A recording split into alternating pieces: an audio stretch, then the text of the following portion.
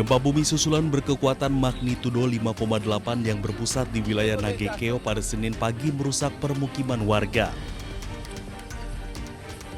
Kerusakan terparah terjadi di Dusun Watubara, Mukusaki, Wewaria. Dinding rumah retak hingga ambruk, sementara bagian bangunan lainnya rusak parah dan tak lagi bisa dihuni. Ini kondisi rumahnya.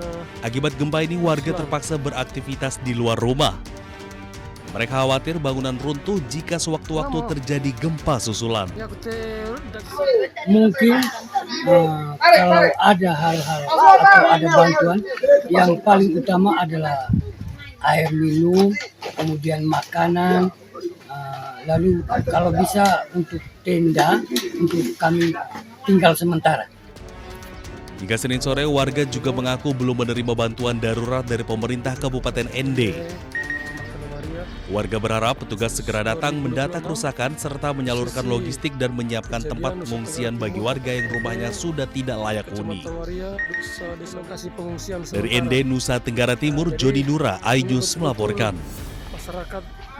Data yang kami peroleh hingga saat ini sebanyak 68 jiwa, sekali lagi 68 jiwa yang meninggal, dengan rincian di Kabupaten Manggarai sebanyak 26 jiwa, Kabupaten Manggarai Timur 24 jiwa, Kabupaten Nagekeo sebanyak 8 jiwa, Kabupaten Sika 4 jiwa, Kabupaten Ende 2 jiwa, Kabupaten Manggarai Barat 2 jiwa, dan Kabupaten Ngada 2 jiwa.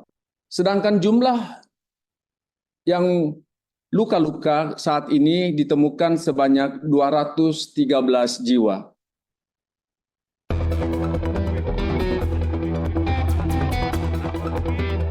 Warga di Dusun Ngasinan Bawang, Kabupaten Batang, Jawa Tengah digegerkan seekor macan kumbang jantan yang masuk permukiman. Diduga macan kumbang tersebut berasal dari kawasan lereng Gunung Prau di sekitar dataran tinggi Dieng. Petugas melumpuhkan macan menggunakan obat bius sebelum dibawa Batang Dolphin Center atau BDC. Hasil pemeriksaan, salah satu kakinya terluka hingga kesulitan berburu mangsa di habitat alaminya.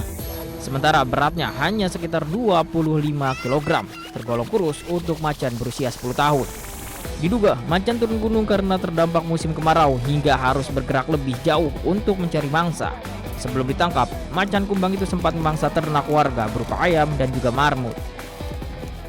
Ada luka sehingga kita harus evakuasi ke BDC ya. Saat ini sudah diperiksa oleh tim kesehatan BDC bersama dokter hewan kami, Dokter Sugi, dan sampai saat ini masih observasi dan terdapat luka pada bagian telapak kaki yang sebelah kanan.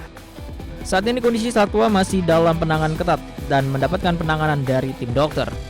Dari Semarang, Jawa Tengah, Wisnu Wardana, iNews melaporkan.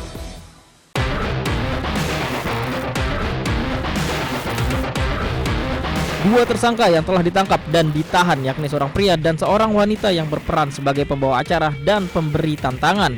Keduanya ditahan selama 20 hari ke depan terhitung sejak Kamis 13 Agustus 2026.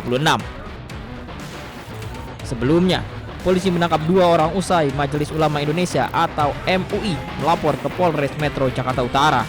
Dalam pemeriksaan, polisi telah memeriksa 5 pelapor dan sejumlah saksi, termasuk pengelola kawasan, penyelenggara, dan pihak lain yang berada di lokasi. Perkara ini kini ditangani Subdit Keamanan Negara Ditreskrimum Polda Metro Jaya. Tim Liputan iNews melaporkan.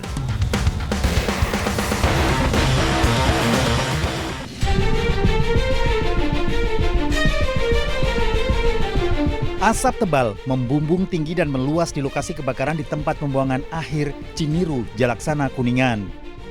Tiupan angin kencang membuat kebakaran semakin meluas hingga nyaris meluluh lantakkan area TPA. Petugas kesulitan memadamkan api karena perlengkapan yang ada tidak sepenuhnya menunjang menjangkau titik api. Ditambah sumber air yang jauh dari lokasi kebakaran menambah kesulitan. Medan terjal di tengah kepungan asap tebal bisa membahayakan kesehatan maupun keselamatan. Kita mungkin akan fokus daerah-daerah yang memang rawan, dan terutama supaya menjaga tidak melebar sampai ke lahan ataupun kebun warga itu. Dan untuk luasan tadi sekitar 4 hektar ya Pak. Dan kita akan berlangsung terus berkoordinasi juga dengan Pak Kadis LH. Petugas kembali ditambah dan terus berjibaku di tengah kepulan asap. Dari Kuningan, Jawa Barat, Mahardika, iNews melaporkan.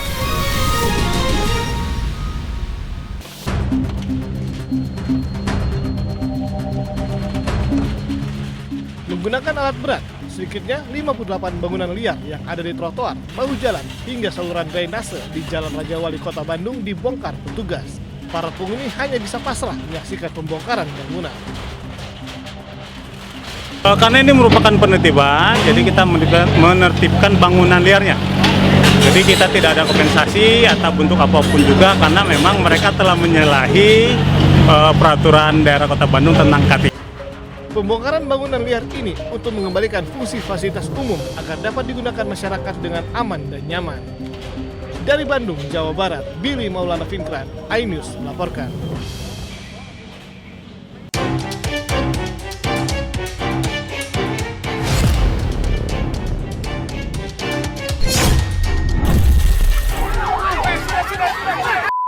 Kamera warga merekam satu unit mobil ambulans menabrak seorang anak saat melintas di tengah keramaian karnaval yang digelar pemerintah Kabupaten Pinrang, Sulawesi Selatan. Insiden terjadi saat ambulans yang membawa pasien gawat darurat diberi akses melintas di jalur karnaval. Namun sang sopir tidak menyadari adanya seorang anak yang tiba-tiba menyeberang jalan hingga membuat korban terpental.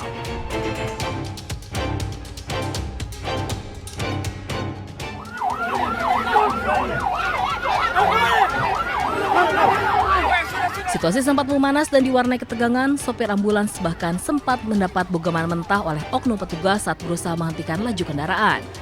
Akibat kejadian, korban langsung dievakuasi ke rumah sakit terdekat untuk mendapat perawatan medis. Beruntung korban tidak mengalami luka serius dan dalam kondisi sehat. Ternyata langsung ada ini anak, langsung nyebrang, langsung senggol mobil sebelah kanan. Begitu. Saya sempat mau keluar dari mobil, cuman ada yang tahan pintu mobil, bilang lanjut nih. Kini kasus kecelakaan telah diselesaikan secara damai dan kekeluargaan.